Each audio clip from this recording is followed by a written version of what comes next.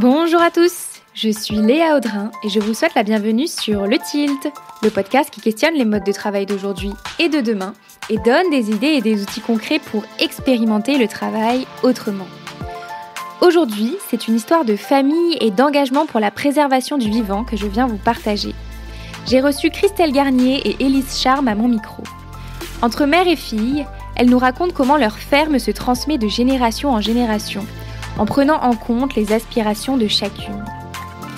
Christelle reprend la ferme après son père avec une grande ambition, celle de nourrir les gens et prendre soin de la planète, et une action forte, passer l'intégralité de l'exploitation en agriculture biologique. Vous le découvrirez au cours de notre discussion. Christelle était avant-gardiste sur les sujets de préservation de la planète, car lorsqu'elle se lance il y a 20 ans, le bio n'était pas aussi plébiscité qu'aujourd'hui.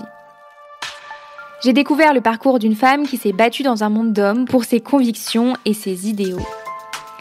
Élise, 25 ans, a elle eu le tilt de reprendre la ferme après sa maman pendant le confinement. Après des études d'urbanisme, elle se rend compte que l'impact qu'elle veut avoir pour la planète sera davantage concret en s'engageant en tant qu'agricultrice sur ses terres natales. Au cours de notre discussion, nous abordons la réalité d'un quotidien professionnel à la tête d'une ferme d'agriculture biologique, avec les difficultés mais aussi les joies qui le composent. Christelle et Élise partagent leurs conseils à celles et ceux qui veulent s'engager et incarner leurs valeurs et convictions dans un métier en lien avec la nourriture et le vivant. C'est également une immersion au cœur d'un quotidien professionnel qui s'opère en famille depuis 6 générations. Je suis fière de pouvoir partager sur Le Tilt des témoignages de personnes qui font de leur quotidien professionnel un outil d'engagement. Avant de laisser la parole à Élise et Christelle, est-ce que vous pouvez me donner un petit coup de pouce ? Si vous écoutez Le Tilt régulièrement et que mon travail vous plaît et vous parle, laissez 5 étoiles et un avis écrit sur votre plateforme d'écoute préférée. C'est un super moyen de m'aider à faire rayonner mon podcast. Bonne écoute! Bonjour Christelle, bonjour Élise, bienvenue sur Le Tilt. Bonjour. Merci beaucoup d'avoir accepté mon invitation. Aujourd'hui, toutes les trois, on va parler de transition professionnelle vers l'agriculture biologique et plus largement vers l'ESS, et le tout en famille. Alors, avant de rentrer dans le vif du sujet, est-ce que Christelle, tu peux te présenter sans parler de ton travail ? Eh bien donc, je m'appelle Christelle Garnier, j'ai 54 ans. En fait, je suis maman de 2 magnifiques grandes filles maintenant de 25 et 26 ans et donc j'habite dans l'Yonne, dans un village, de limite de la Puisaye, donc qui est une jolie campagne et voilà. Super. Alors, mes auditeurs qui écoutent assidûment le podcast reconnaîtront que j'ai une petite tendance au chauvinisme. Je vais souvent chercher mes invités en Bourgogne. Donc, aujourd'hui, on met à l'honneur aussi une belle initiative que vous avez initiée en famille. Alors, Christelle, est-ce que tu peux nous dire quelle a été ta vie professionnelle avant de te lancer dans l'agriculture biologique ? Alors, j'ai eu une première expérience professionnelle de 12 années, en fait, dans une entreprise, agroalimentaire où je me suis occupée en fait, j'étais chef de projet de l'entreprise puisque je suis arrivée, elle était vraiment toute petite et je suis partie, il y avait, 550 personnes. Donc j'ai tout fait dans cette entreprise parce que quand j'ai terminé mon stage de fin d'études, mon patron m'avait dit, «Écoutez Christelle, je sais pas encore pourquoi, mais je vous garde» et donc j'ai mis en place de la démarche assurance qualité. J'ai à l'époque, par exemple, enfin c'est vraiment des exemples anecdotiques, mais ça met en place le tempo, on va dire. C'est les premiers téléphones portables dans l'entreprise, donc une flotte d'une centaine de téléphones portables. Et petit à petit, je me suis plus spécialisée dans la communication. Donc, j'ai organisé tous les événements de l'entreprise, aussi bien internes qu'externes. Donc, les salons, je faisais le CIRA à Bruxelles. Non, pardon, le CIRA à Lyon, le Seafood à Bruxelles, le CIAL à Paris. Enfin, voilà. Plus les congrès, enfin toutes les organisations internes, les événements aussi, les anniversaires de l'entreprise, et cetera, quoi. Les packaging, enfin bon, les photos, voilà. 360 pendant 12 ans. C'est ça, ouais. Et du coup, est-ce que cette entreprise-là, Christelle, elle avait déjà une appétence pour le bio ou pas du tout ? Non. Alors à l'époque, c'est vrai que le bio avait moins pignon sur rue, on va dire. C'était quelque chose de moins connu. En plus, c'était une entreprise, agroalimentaire qui faisait, de la viande pour la restauration hors domicile. Donc, en plus, dans la restauration hors domicile, c'était vraiment pas une question qui était posée. Par contre, le côté, plus singulier de cette entreprise, c'était, la valeur des hommes et des femmes qui y travaillaient, et je me suis rendu compte après seulement que c'était une entreprise déjà atypique pour l'époque, parce qu'en fait, la valeur humaine était vraiment très, très importante dans l'entreprise, et du coup, la place de chacun était vraiment primordiale. Le bien-être de chacun, le bien faire son travail à tous les niveaux, l'importance de tout le monde dans l'entreprise, et ça, c'est vraiment quelque chose qui m'a construite, en fait.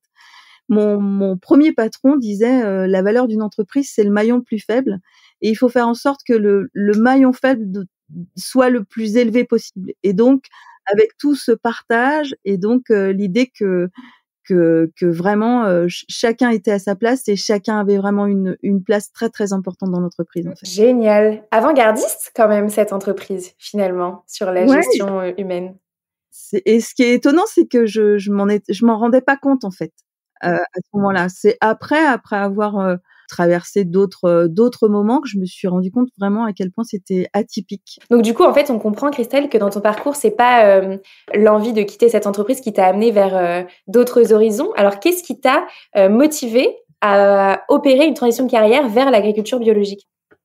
Alors ça, c'est finalement, plus viscéral, en fait. C'est quand on est enfant d'agriculteur, et donc ce depuis, plusieurs générations, hein, parce que je suis la 5e génération sur l'exploitation.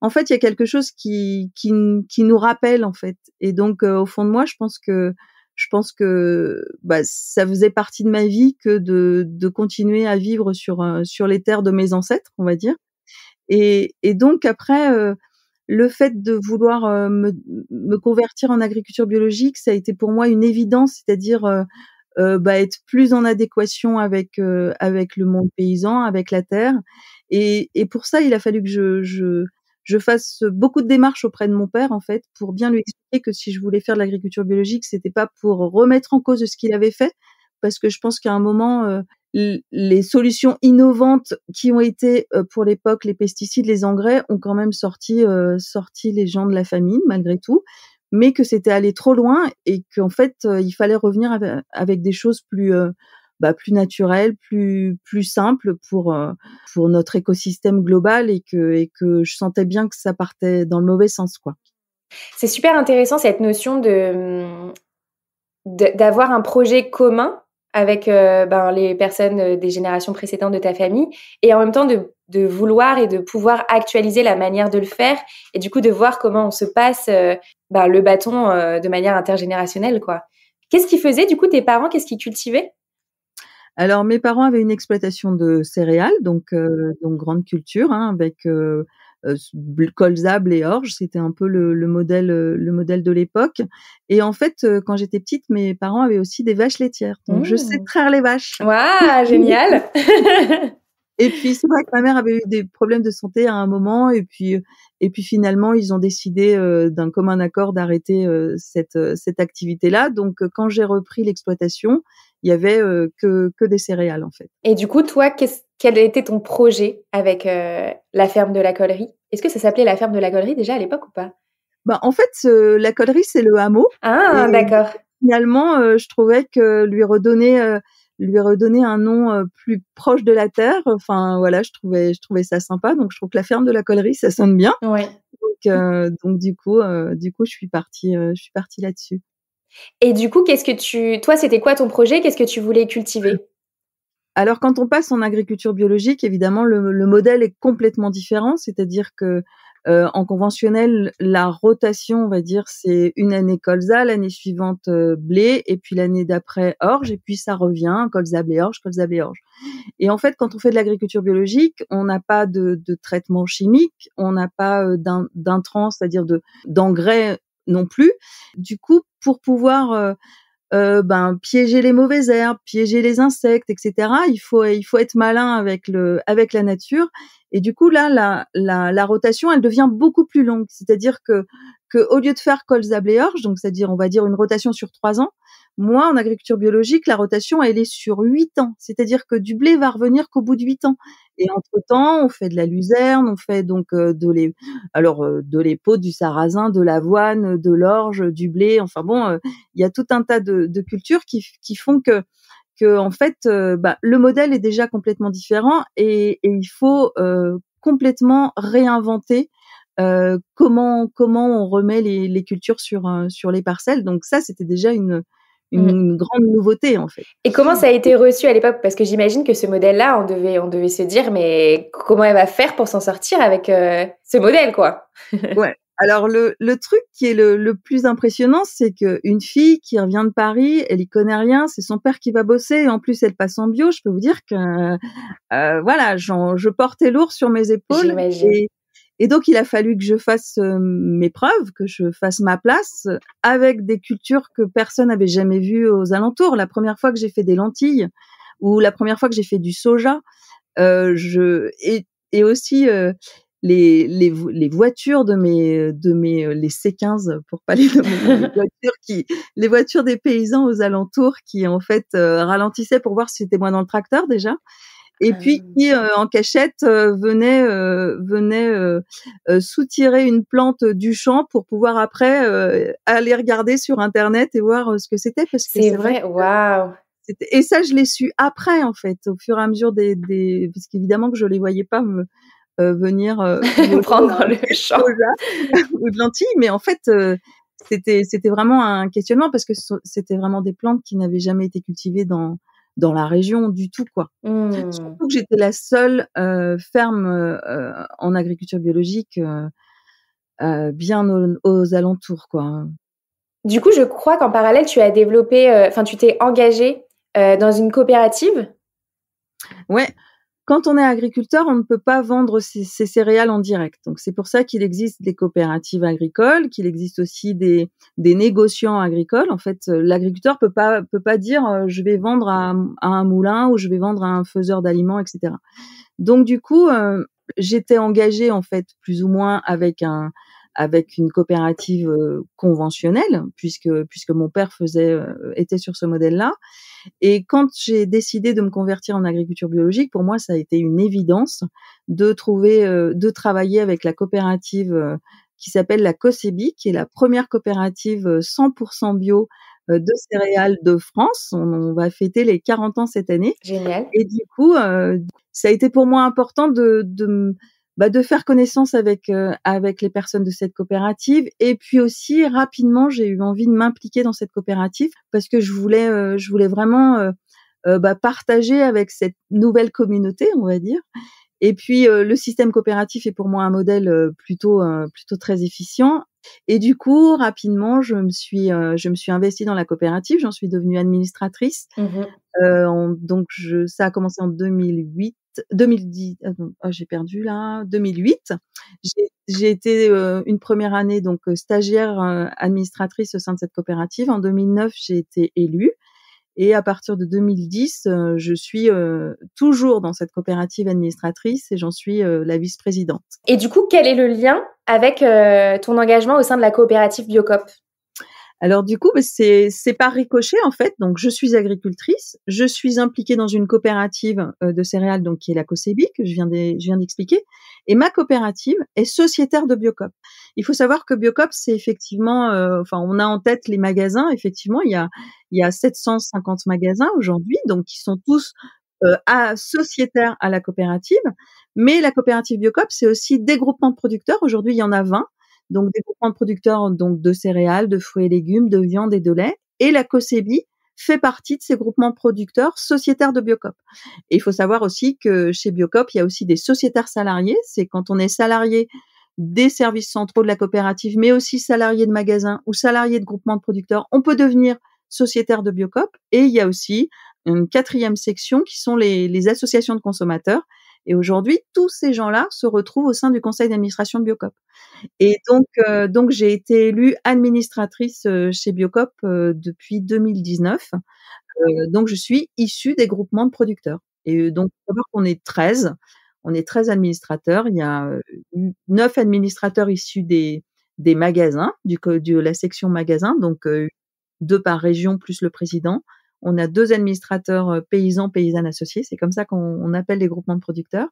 Un administrateur, administratrice en l'occurrence, issue des sociétaires salariés et une personne issue des associations de consommateurs. Et du coup, par ce biais, je participe à la vie politique de Biocoop, depuis bien avant 2019 même. Donc, comme toute coopérative, ce sont bien les sociétaires qui sont à la manœuvre et donc avec un projet politique, un projet stratégique et puis des déclinaisons, opérationnelles, en fait. Génial. Alors, comment ça s'accorde du coup? En tout cas, comment ça s'est accordé, le moment où, tu avais repris la ferme, ça commençait à, j'imagine, prendre, l'intégralité de ton temps professionnel et puis aussi cet engagement dans ta coopérative? En fait, quand on a que des céréales, c'est vrai que le travail est quand même assez saisonnier finalement, donc on va pas dans son jardin toute l'année ou quand il pleut ou quand il neige, enfin voilà, c'est la même chose pour aller dans les champs et du coup, c'était finalement assez simple de pouvoir concilier les 2 à ce moment-là, vraiment. Mmh. Ça a été quoi les grands challenges une fois que tu t'es installée? Quels ont été les obstacles, que tu as rencontrés sur la route? Alors les grands challenges, c'était, mon statut de femme, hein, quand même, voilà, parce que c'est vraiment un monde, en tout cas à l'époque, c'était vraiment un monde exclusivement d'hommes, et même en agriculture biologique, hein, j'ai été, la première femme, administratrice au sein de la coopérative Cosebi. Après, le challenge aussi, c'était, convertir en agriculture biologique, donc déjà, embarquer dans le projet mes parents, pour qu'ils comprennent bien que c'était vraiment quelque chose d'important pour moi, d'important pour l'écologie, pour l'écosystème, enfin bon, et cetera.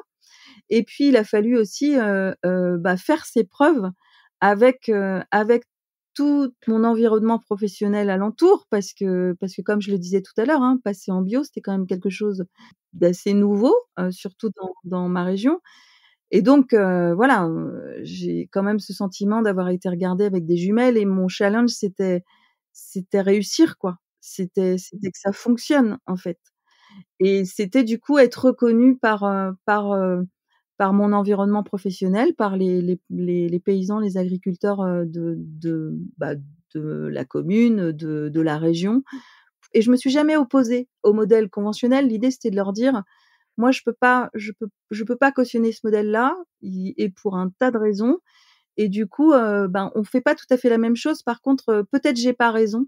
En tout cas, c'est ma manière de voir les choses, quoi et donc voilà, je veux aller jusqu'au bout». Et ça a été quoi les grandes victoires du coup sur le chemin?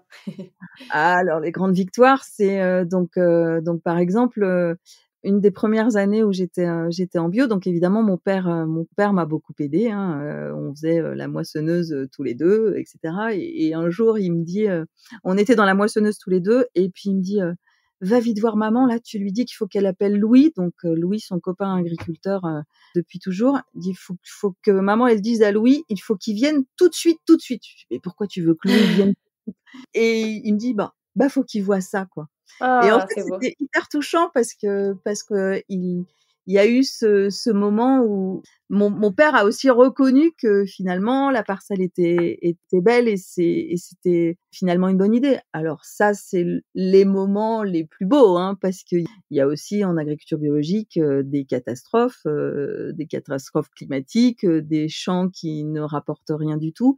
Mais ça arrive aussi en conventionnel finalement, donc c'est pas non plus, c'est un peu décevant, c'est dur, mais même en conventionnel, il y a des champs qui quand le paysan compte, tout ce qu'il a mis comme produit dedans, tout ce que ça lui a coûté et finalement, ce qu'il va en tirer derrière, c'est aussi une catastrophe, quoi. Aussi bien économique et surtout une catastrophe écologique, ça, je peux pas m'empêcher de le dire, Ouais.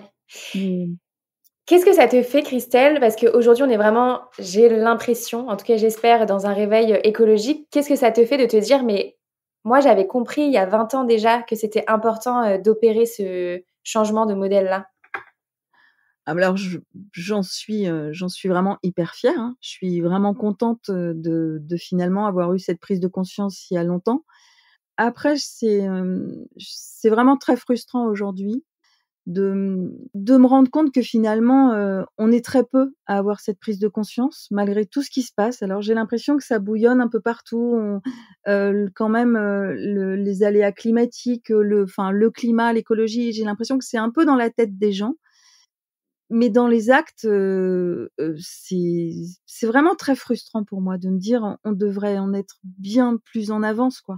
Et là, on est victime de tout ce qu'a fait l'homme depuis ces nombreuses années et il y a toujours rien qui se passe, quoi. Et c'est-à-dire que notre gouvernement, les personnes, de l'État ne vont pas dans le bon sens, quoi. Vraiment, et ça, c'est vraiment très frustrant parce que je pense que ouais, ça, c'est mes petits moments de déprime, hein. Je pense que notre société est vraiment game over, quoi, et que bientôt ce sera trop tard, quoi. Donc qu'est-ce qu'on attend? Mais vraiment, qu'est-ce qu'on attend?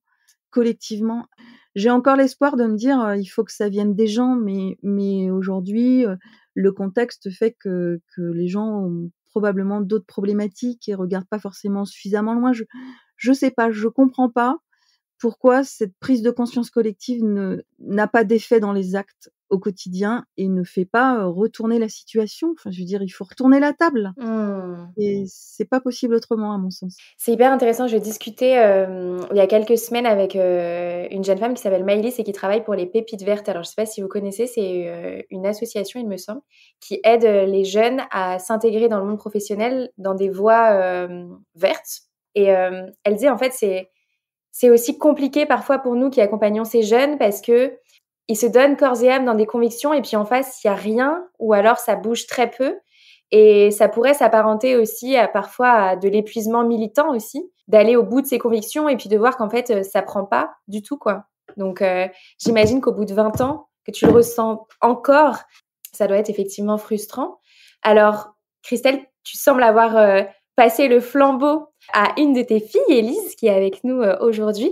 Qu'est-ce que ça te fait de voir ta fille s'impliquer sur ces enjeux qui te tiennent à cœur?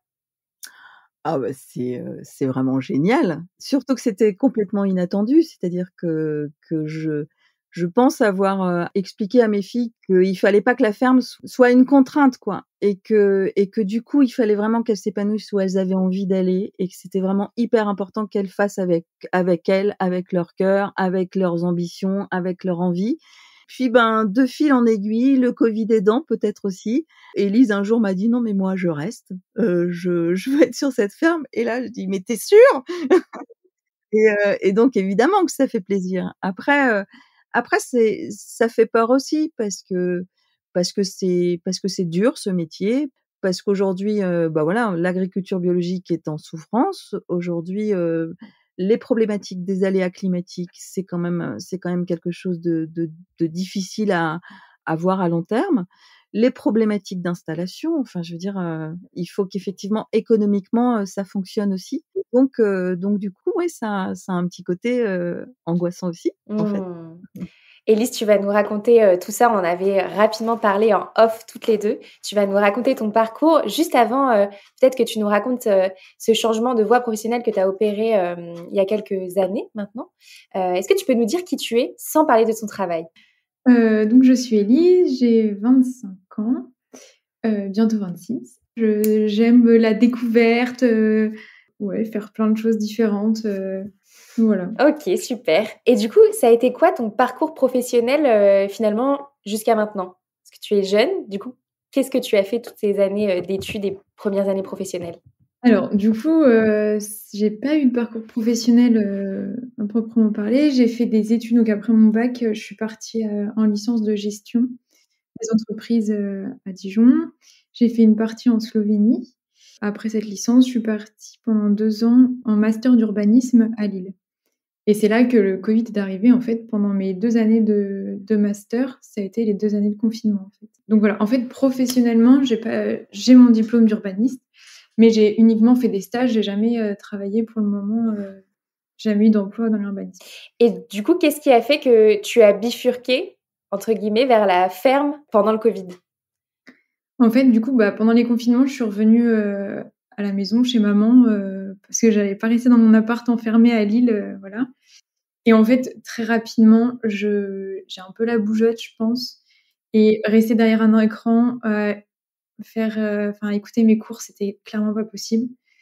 Donc du coup, je me suis plus impliquée à la ferme et j'ai fait mon stage de fin d'études à la ferme aussi sur la problématique de la biodiversité, en fait. Donc j'ai essayé de mêler l'urbanisme et la ferme, la biodiversité, la plantation de haies, avec des recherches de financement pour que ça rentre quand même dans mon master.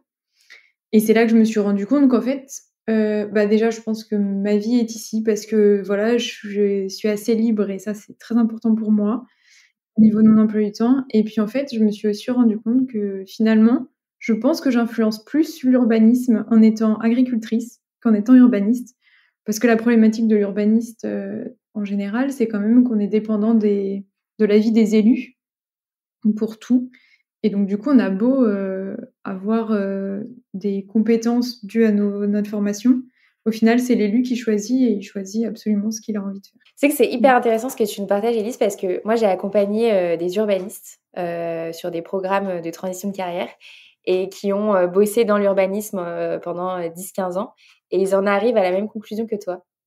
Qu'en fait, c'est épuisant de devoir avoir l'aval des élus sur des projets qui sont censés exister, quoi.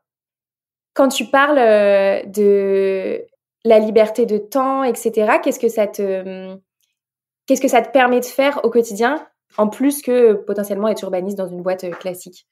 Alors, ça me permet déjà au niveau de mon temps, en fait, effectivement, quand on est agriculteur, on travaille plutôt beaucoup, mais en même temps, on fait absolument comme on veut. C'est-à-dire que si j'ai envie d'aller travailler le dimanche après-midi parce que je n'ai rien de prévu, mais que le mercredi matin, j'ai envie d'aller boire un café avec une copine, en soi, si c'est pas les grosses périodes de moisson, de semis ou je peux un peu organiser mon temps comme je veux et ça, je trouve ça très agréable.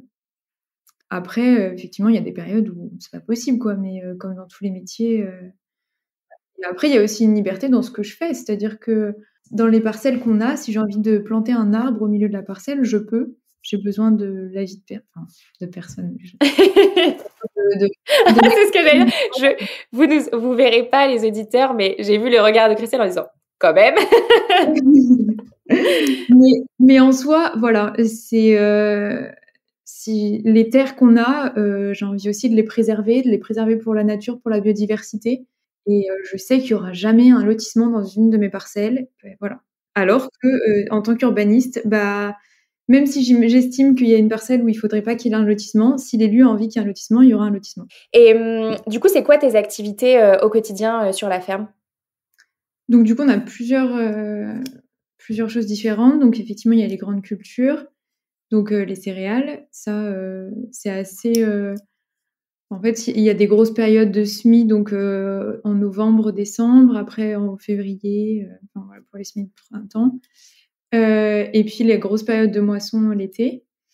Sinon, on a aussi les volailles, donc ça nous prend pas mal de temps au quotidien pour les nourrir. Et puis après, les périodes d'abattage et de vente directe, en fait. Donc, on s'occupe de toute la vente directe des volailles, les livraisons, la préparation des commandes. Et puis, on a aussi maintenant un peu de vigne. Donc là, par exemple, en ce moment, c'est la période de taille. Donc, on est à fond dans la vigne. Génial. Il me semble que c'est toi qui as initié ça, Élise, hein, la vigne. Ok. Est-ce que tu peux nous dire pourquoi et puis comment tu t'y es prise du coup pour convaincre ta mère, j'imagine, et puis ensuite pour te Elle lancer. n'a pas eu le temps d'être convaincue. En fait, il s'avère que du coup, maman est vice-présidente de la COSEBI. Il y a un des salariés qui est un ancien salarié qui était président d'une appellation dans l'Yonne de vin et qui disait à maman « Oh, faut planter de la vigne à La Ferté, il y en avait avant. » Et donc du coup, moi, je dis « Maman, c'est une super idée, on plante de la vigne. » Mais à ce moment-là, je faisais mes études à Lille, j'avais pas du tout prévu de revenir. Mais c'était quand même une période de moisson où je faisais les moissons à la ferme. Et donc du coup, maman, elle m'a dit « Oh, écoute, tu te débrouilles, tu prends rendez-vous avec lui pour qu'il t'explique, quoi. » Et du coup, je suis allée au rendez-vous avec mon grand-père et on était à peine revenus. Mon grand-père, il avait déjà il était en train de préparer la parcelle et 2 mois après, on plantait de la vigne. Génial, c'est trop bien. Voilà. Bon, maintenant, après, du coup, j'ai profité, après mes études, mon master d'urbanisme, quand j'ai décidé de revenir, il a fallu que je passe un diplôme agricole pour pouvoir m'installer. Donc j'ai passé un brevet professionnel agricole et j'en ai profité après pour me former aussi, dans la vigne, c'est quand même un métier, très pointu et compliqué, quoi.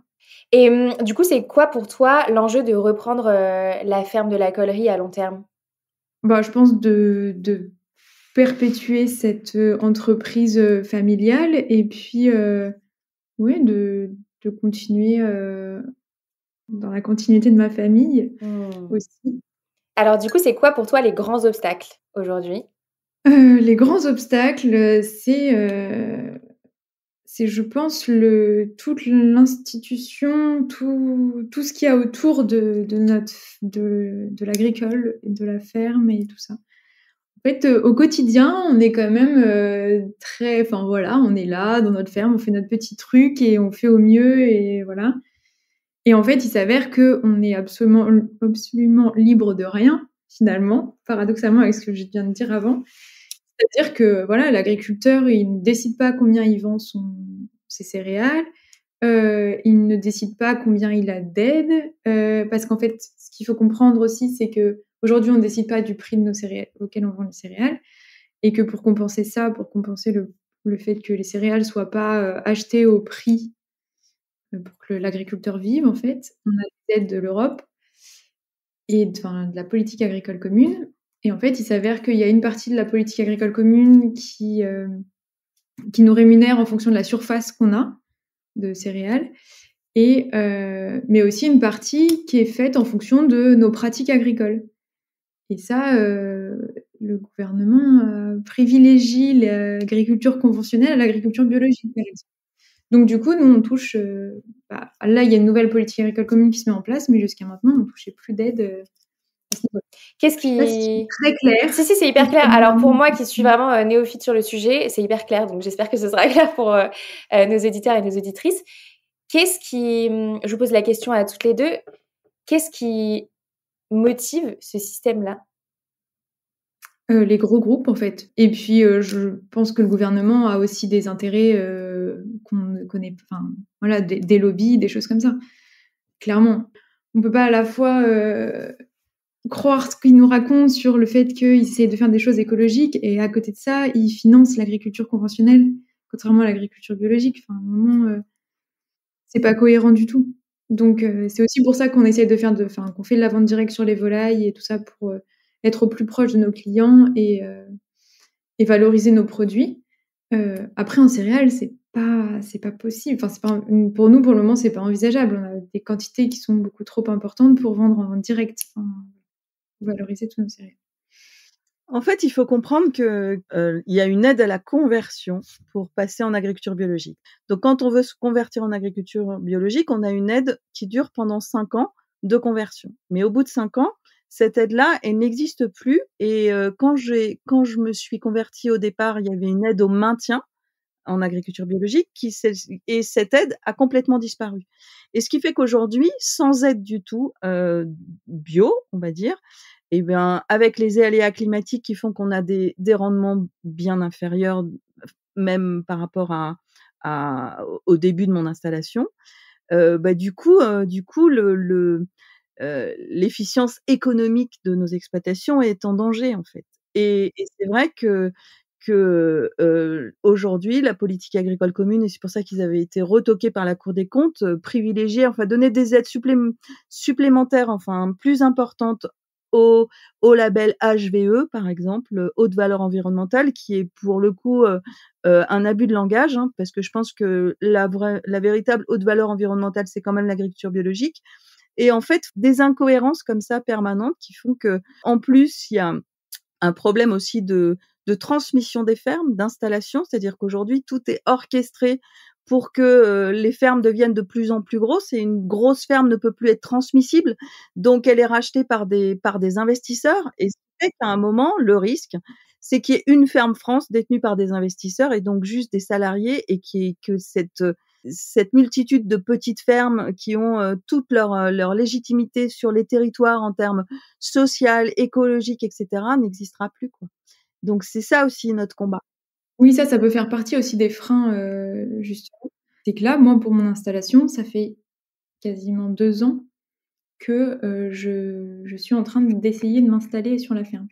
Parce que du coup, les banques ne suivent pas, donc il faut changer de banque, il faut négocier en permanence. Et là, pour le coup, je dois travailler à mi-temps en plus de mon travail à la ferme. Donc là, en tant qu'urbaniste, du coup. C'est une obligation pendant 5 ans pour toucher les aides de l'État, qui sont quand même très minimes en plus. Je sais pas si vous vous rendez compte enfin, déjà être à la ferme en permanence, c'est quand même beaucoup de travail. Et là, il faut travailler un mi-temps en plus pour rembourser les emprunts, quoi. Et je suis pas un cas isolé, hein, on est 3 à s'installer autour, enfin là, dans le coin, et on est tous les 3 dans la même situation avec le Crédit Agricole qui ne veut pas nous suivre et du coup, des conditions où on doit travailler à côté en plus, quoi. Mmh. Donc en fait, le plus gros obstacle, en fait, pour celles et ceux qui nous écoutent et qui auraient peut-être un peu cette flamme de s'installer en agriculture biologique, il est avant tout légal et financier. Il est surtout, en fait, légal et financier. Oui, après, je pense que quelqu'un qui veut s'installer en agriculture actuellement, il faut aussi se rendre compte de la réalité du travail sur le terrain et c'est pas forcément aussi idyllique qu'on l'imagine. Qu'est-ce que tu dirais à ces personnes-là, Élise? Qu'est-ce que tu leur conseillerais? Qu'est-ce que tu leur partagerais comme retour d'expérience? Moi, je leur dirais, partez 1 an faire dans une ferme minimum et ou du woofing ou je sais pas, mais faire une saison entière. L'été, il fait très chaud, l'hiver, il fait très froid. Il y a des jours où c'est la galère, dans tous les métiers, on est d'accord. Mais voilà, enfin, il faut expérimenter et entre la réalité et ce qu'on s'imagine, c'est pas toujours évident. Et la grosse fuite d'eau, tous les tuyaux qui pètent en plein hiver, ça arrive toujours le dimanche matin. Ça sent le Voilà, vécu. il faut savoir, enfin voilà, faut s'imaginer que c'est comme ça et C'est se rendre compte de la réalité du terrain pour pouvoir s'engager sur la durée, en fait.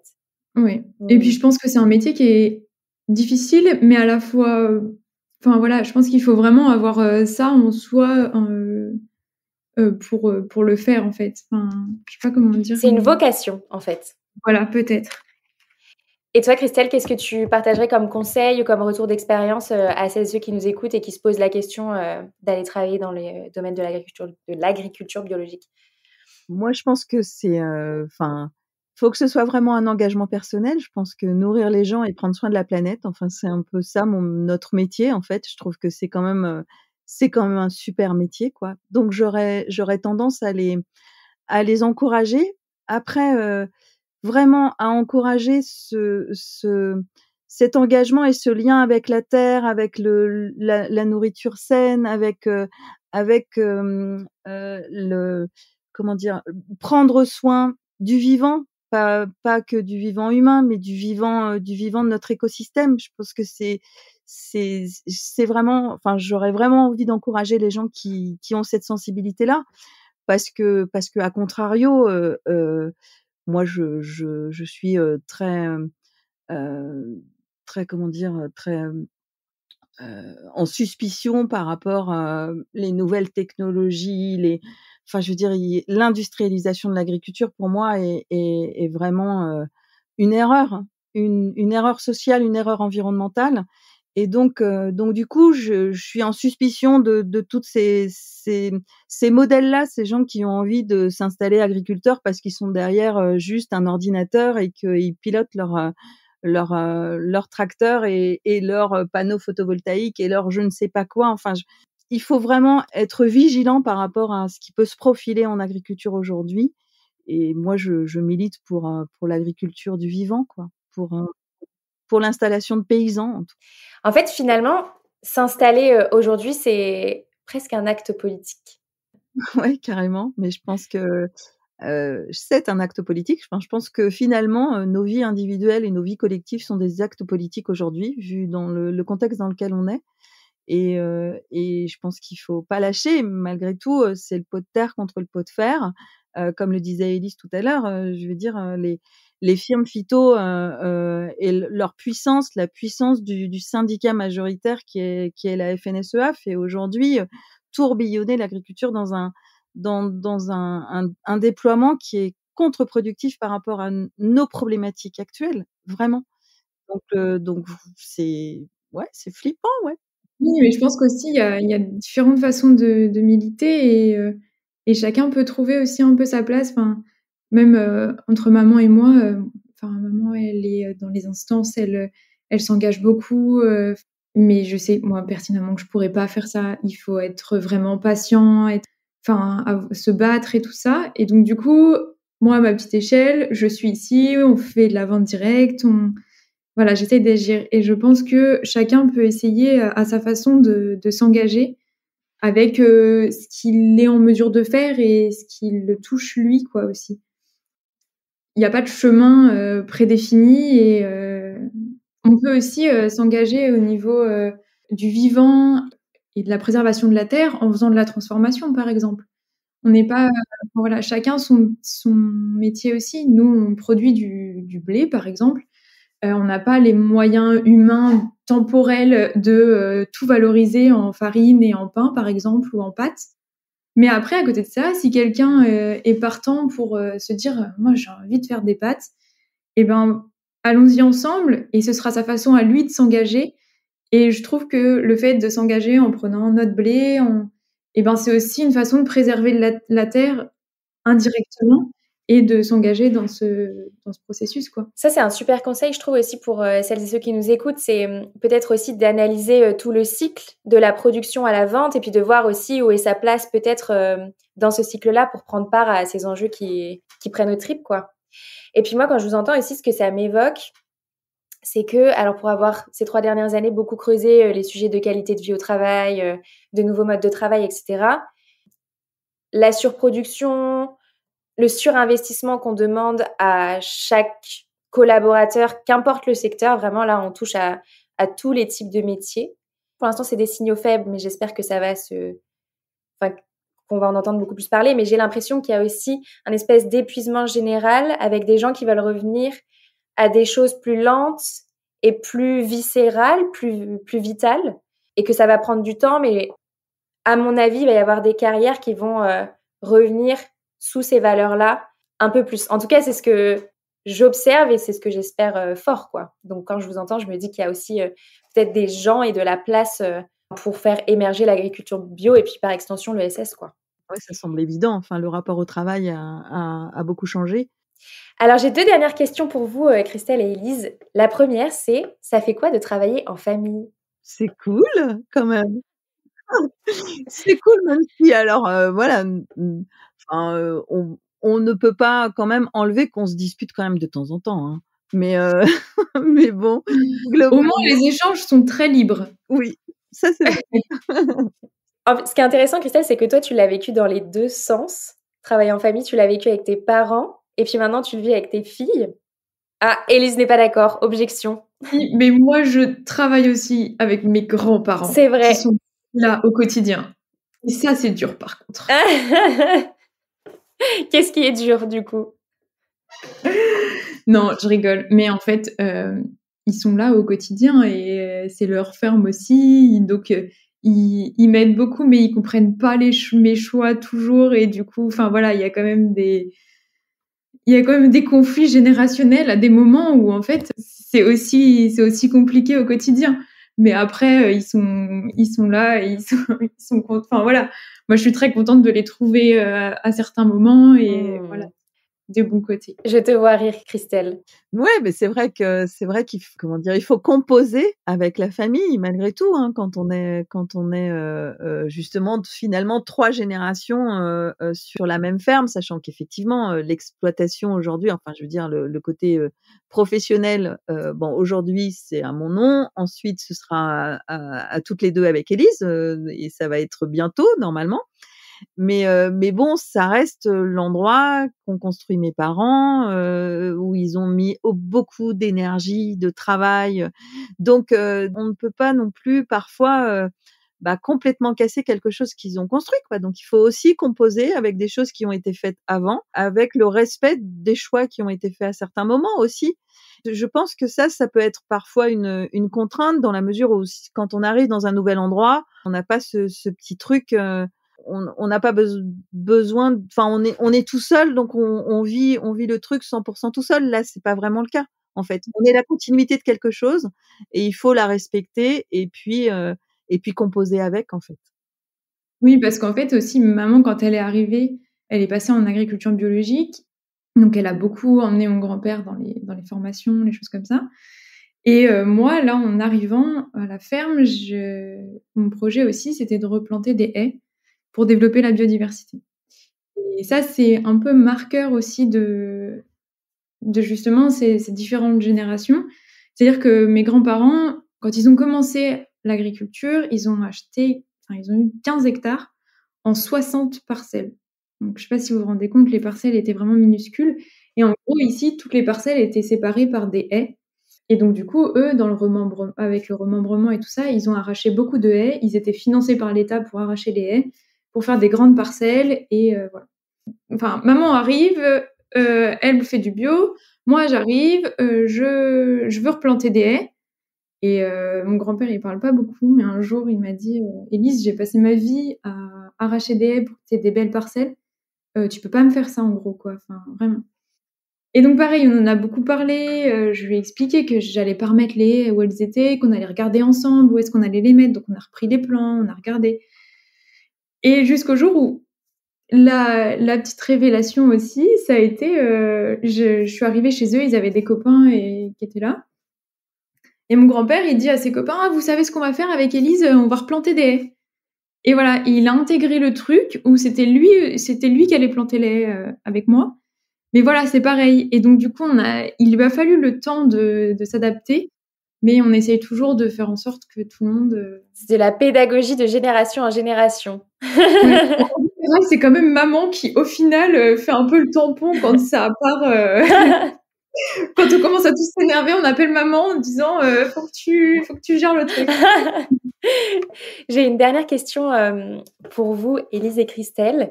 C'est ma question signature que je pose à tous mes invités. Si vous pouviez constituer votre board de rêve, votre conseil de rêve autour de vous, dans lequel vous convieriez 3 personnes, personnalités, entrepreneurs, agriculteurs, pour vous conseiller et vous épauler tout au long de votre carrière, qui est-ce que vous mettriez dedans? Ça, c'est dur comme question.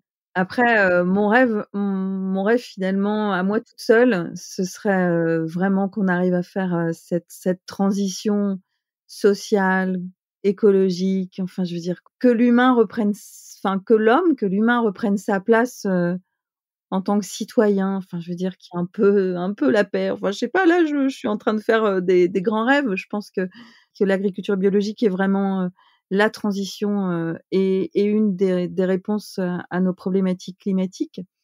Après, les personnes qui m'ont inspirée, finalement, Simone Veil, c'est quelqu'un d'inspirant pour moi, vraiment. Alors, peut-être parce que c'est une femme, peut-être parce qu'elle a vécu des moments difficiles et puis qu'elle est toujours, au travers de ses combats, elle a finalement, vraiment réussi, quoi. Mais j'ai pas beaucoup d'autres modèles finalement. Enfin, je prends des choses des personnes qui m'ont croisée, en fait. Pendant ma première expérience professionnelle, j'ai énormément de personnes qui m'ont apporté. C'est pas juste une personne, mais j'ai vraiment énormément de reconnaissance pour, ce qu'ils m'ont appris, pour la manière dont ils m'ont construite professionnellement, vraiment. Je pense que ça a été vraiment des moments importants cette première expérience et ça m'a mis en plus en évidence le fait qu'on peut mal vivre une carrière professionnelle parce que peut-être on peut avoir de mauvais débuts et que vraiment j'ai énormément de reconnaissance pour cette première expérience. Donc un mélange entre ta première expérience de 12 ans et puis Simone Veil à côté pour pouvoir t'épauler. C'est long. Super. Et toi, Élise, ce serait qui? Moi, j'ai pas trop d'idées de qui, de personnages connus, mais je dirais que ce serait, par exemple, un paysan boulanger, je sais pas, un vigneron et une troisième personne, un autre corps de métier ou enfin ouais, quelqu'un qui fait chambre d'hôte, par exemple, et on se réunirait à la ferme pour monter quelque chose ensemble, avec chacun son point de vue, ses idées, son projet, pour faire avancer les choses ouais, collectivement et avec son ressenti et ses compétences. Génial. Élise, Christelle, un grand merci pour votre partage. C'était une super discussion autour de la transmission et des convictions. Où est-ce qu'on peut vous suivre? Où est-ce qu'on peut acheter vos produits? Vous pouvez nous suivre sur les réseaux sociaux, sur Instagram et Facebook. Ferme de la Collerie, COLLERIE. Et après, pour nos produits, on a aussi un site internet sur lequel ça reprend tous nos produits, les actualités de la ferme. Voilà. Génial, super. Donc pour les personnes qui habitent dans Lyon et en Puisée, allez voir et puis rendez visite à Christelle et Élise sur leur ferme. Merci. Merci beaucoup d'avoir écouté cet épisode du Tilt. J'espère que ma discussion avec Christelle et Élise vous aura inspiré et peut-être même donné envie de vous engager vous aussi pour la planète via votre travail. Et comme vous êtes encore là, à m'écouter, c'est certainement que cet épisode vous a plu. Alors n'hésitez pas à laisser 5 étoiles et un avis écrit sur Apple Podcast ou sur Spotify et à m'écrire pour me dire ce que cet épisode vous a apporté. C'est toujours un plaisir de vous lire. Vous pouvez également vous abonner au podcast sur votre plateforme d'écoute préférée, Spotify, Deezer, Apple Podcast, bref là où vous m'écoutez, pour ne pas louper la sortie des prochains épisodes. À bientôt!